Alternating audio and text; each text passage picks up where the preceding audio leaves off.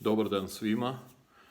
Evo, imao sam 2 mini lekcije. Taj koncept mini lekcije izgleda da je vrlo produktivan.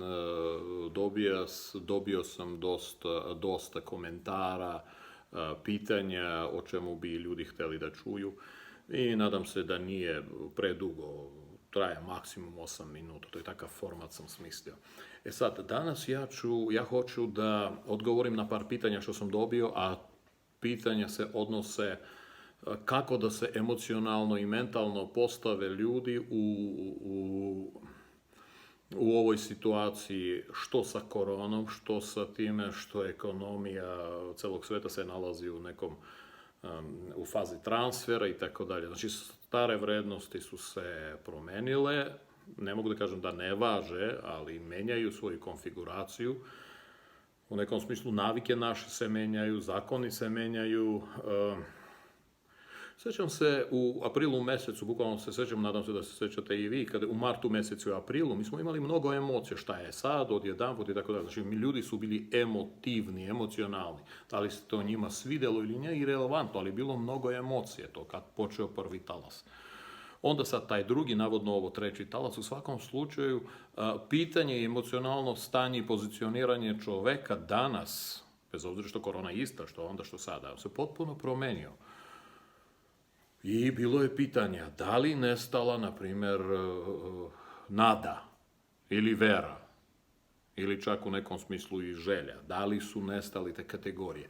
Ja to hoću da objasnim, da vera, nada, čak i želja, to su sastavni delovi vaše biologije. Oni nikad ne nestaju, nego oni se uvek transformišu u zavisnosti od situacije. Bukvalno se transformišu. Sad, kad ne bi bilo transformacije nade, onda ti, izabereš neki put ili neku svoju viziju, pa se zalepiš za to, svet se menja, svet ide u levu stranu, a ti non stop voziš tim putem. Normalna stvar da kraj toga je psihijatrija. Znači, vezivanost za nadu koju smo imali u nekom smislu je apsurd. Isto tako, čim imaš nadu, imaš i veru da će se to realizovati. Vezivano za takvu veru koja se bazira samo na osnovu tvoje želje i nade, to je tek bolest.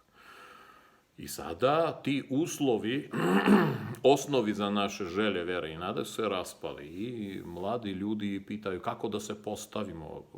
Ne znamo koje vrednosti su aktuelne danas. Pa sam ja seo i napravio neki raspored. Znate kako, prvo, najaktuelnija vrednost današnjeg dana. Vreme se u nekom smislu usporilo. Što znači usporilo? Događaji u vremenskom periodu nisu toliko intenzivni, nisu toliko, aktivni ko što je bilo naprijed pre 2 godine. Jeste, na svetskim nivoima, kad ti pogledaš, događa se sve i svašta. Ratovi, neočekivani konflikt, da pogledajte Ameriku. Ali kad mi pričamo o nekom regionalnim događajima, na primjer u Srbiji šta se događa, osim aktivne korone i ljudi koji dobijaju taj virus, realno mnogo se ni ne događa. Da li to znači da je život stao? Život nikad ne staje, on uvek ide napred. I najinteresantnije, najintenzivnije je život išao napred za vreme rata, ako niste znali. Mi, hvala Bogu, rata nemamo. Ali kako sada emocionalno mi da se postavimo? Da li ima smisla da se nadamo? Evo, bilo takvo pitanje. Ima li se smisla da se nada? Pa, nada nije vezano za smisao. U tome je stvar. Da li se nadamo da će kad biti sad bolje, ne znam ni što da kažem povodom bolje, da li se pod bolje podrazumeva da se ja osjećam komforno, onda je to znak pitanja da li to bolje ili loše. Da li će se menjati situacija? Naravno hoće da se menja. Da li će se vratiti nazad? Ja mislim da nazad se nikad ne vraća vreme, nego formirat će se novo vreme. Sad, u tom slučaju ljudi koji su danas u takvom kakvom god da su u stanju, neki izgubili posao, neki se brinu za svoju decu i tako dalje, gde treba da gledaju? Isključivo napred. Isključivo napred. Da li gledaju sa nadom, na primjer sa verom? Mislim, ja bih rekao ovako, treba gledati sa očekivanjem, a ne sa nadom i verom. Rano još uvek da se nadamo u nešto, ne znajući šta će se menjati. To je prerano. Nada mora na kraju krajeva da ima neke određene razumne razloge. Ja se nadam u nešto zato što pogledaj, nebo je tako, sija sunce, temperatura je plus 30, nadam se da ćemo imati mogućnosti da odemo na more. To ima smisla. Ti čim menjaš temperaturu, nema sunca, onda šta će ti more? Sad, da ne pričamo o veri. Znači, u ovom slučaju mi treba da nekako formiramo naše očekivanje. Kakav će li biti život za, na primjer, godinu dana, naš? Da li će biti kod danas ili drugačije? Ne loše dole, drugačije. Po mom mišljenju, on će sigurno biti drugačiji. I ne za godinu dana. U februaru mesecu on će već biti drugačiji. E sad, ako mi sada sedimo i očekujemo da će doći februar i opet će se nešto pogoršati, to znači sami sebi nabili opet neke nove probleme, što emocionalno, što mentalno, i odmah smo osmislili barijere, padove i tako dalje. Tu nema nikakve vajde. Osim negativnog efekta, ni jedan pozitivan efekat.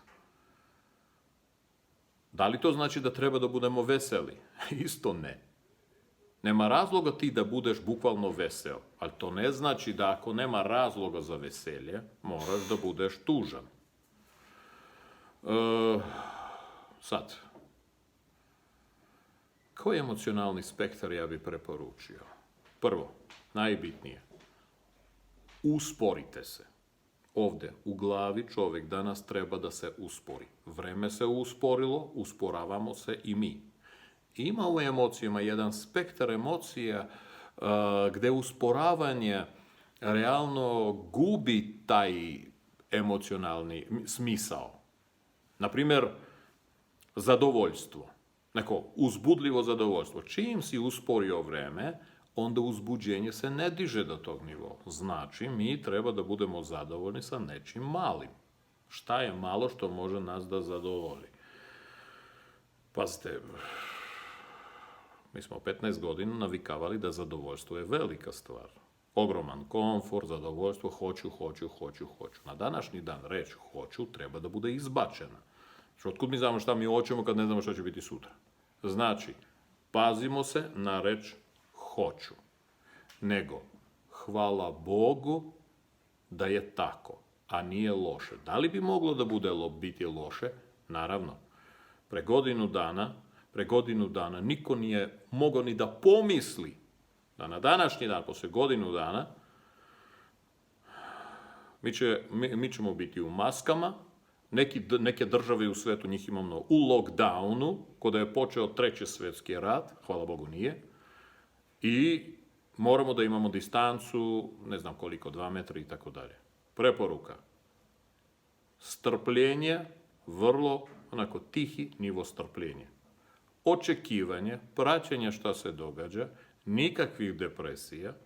Smatrajte da svaka promjena uvek donosi nešto dobro. Nek to bude naša mekana nada. Hvala za danas i do sljedeće lekcije.